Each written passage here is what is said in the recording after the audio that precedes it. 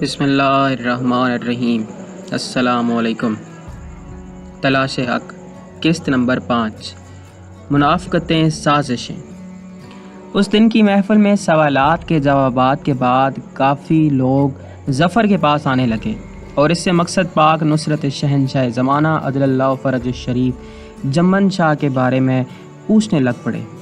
اس کے ڈیرے پر لوگوں کے آنے کی وجہ سے دوبارہ رونق لگ گئی۔ وہ علاقے سے باہر بھی تبلیغ کرنے چلے جاتے، لیکن آہستہ آہستہ کچھ عرصہ بعد دوبارہ بے حسی چھانے لگی۔ لوگ اس سے کترانے لگے۔ ظفر نے رفیق سے پوچھا، بھائی رفیق، یہ کیا معاملہ چل رہا ہے؟ رفیق ہاتھ جوڑ کر عرض کرنے لگا، سائیں آپ کا مقصد حق ہے، لیکن یہ لوگ پتہ نہیں کس مٹی سے بنے ہوئے ہیں، اپنے محسن کو پہچانتے نہیں۔ میری اوقات تو نہیں آپ کو مشورہ دوں، لیکن سائیں آپ واپس ولایت گوروں کے دیس چلے جائیں۔ وہاں اگر آپ کسی کو یہ باتیں بتائیں گے تو ہو سکتا ہے وہ یہ قبول کر لیں۔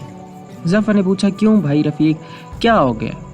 رفیق رو پڑا اور کہنے لگا، مولوی صاحب نے لوگوں کو جمع کیا ہے اور سب کو بتایا ہے کہ میں نے بڑے علماء سے فتویٰ لیا ہے۔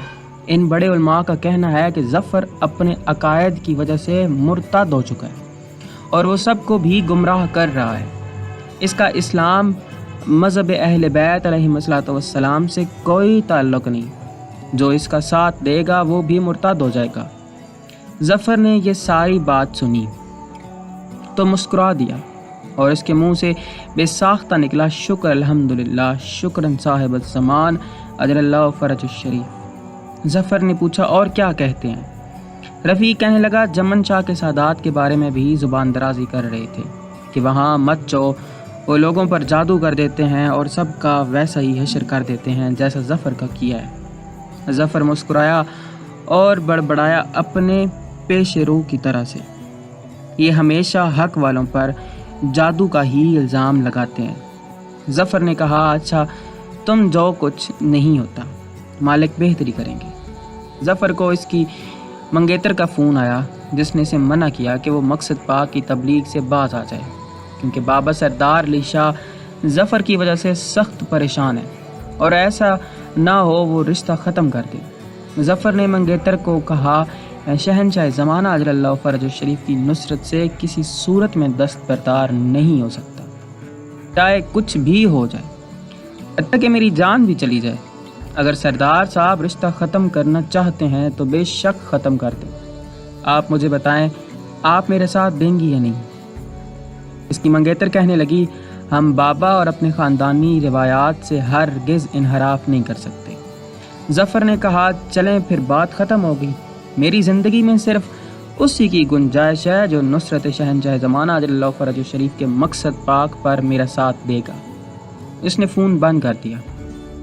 زاہد اور رفیق ہاتھ جوڑ کر بڑے سردار صاحب کے سامنے کھڑے تھے۔ انہیں پہلے بھی سردار صاحب نے پاس بلایا تھا اور کہا تھا کہ وہ ظفر کے ساتھ ساتھ رہیں اور اس کی پل پل کی رپورٹ مجھے دیں۔ وہ دونوں بیچارے علاقے کے غریب اور خاندانی غلام تھے، بھلا سردار صاحب کے حکم سے کیسے انکار کر سکتے تھے؟ ویسے بھی سردار صاحب کے کہنے پر ہی مولوی صاحب نے بڑے علماء سے فتویٰ لیا تھا اور لوگوں کو سنایا تھا، اور بہت سارے لوگوں کو سردار صاحب نے ڈرا دھمکا کر ظفر سے دور کیا تھا۔ سردار علی شاہ کسی بھی صورت ظفر کے ہاتھوں سے یہ خاندانی نظام برباد نہیں ہونے دینا چاہتے تھے۔ ان کے کہنے پر ان کی بیٹی نے ظفر کو فون کیا تھا، اگر جب اس نے دو ٹوک جواب دیا تو سردار صاحب کی نظروں سے ظفر اب بالکل گر چکا تھا۔ انہوں نے فیصلہ کر لیا کہ وہ رشتہ بھی ختم کر دیں گے اور بھی جو ہو سکا کریں گے۔ انہیں ایک دفعہ اپنے بھائی کا خیال آیا، پھر انہوں نے سوچا نظام بچانے کے لیے قربانی تو دینا پڑتی ہے۔ انہوں نے زاہد کی طرف دیکھا اور کہا، ظفر کے لیے کھانا ڈیرے پر تم لے کر جاتے ہو؟ زاہد نے کہا، جی حضور، سردار صاحب نے جیب سے ایک بوتل نکالی اور زاہد کو دی اور کہا، صرف ایک قطرہ ہر روز کھانے میں ڈالنا، یہ دوا ہے جو اسے بیمار کر دے گی، ہم اسے علاج کے لیے باہر بھیج دیں گے۔ پھر انہوں نے رفیق اور زاہد کی طرف دیکھا اور کہا، اگر یہ بات باہر نکلی تو تم دونوں کو باندھ کر اوپر کتے چھوڑ دوں گا، یاد ہے نا گامے کا انجام۔ وہ دونوں ہاتھ جوڑ کر تھر تھر کانپنے لگے۔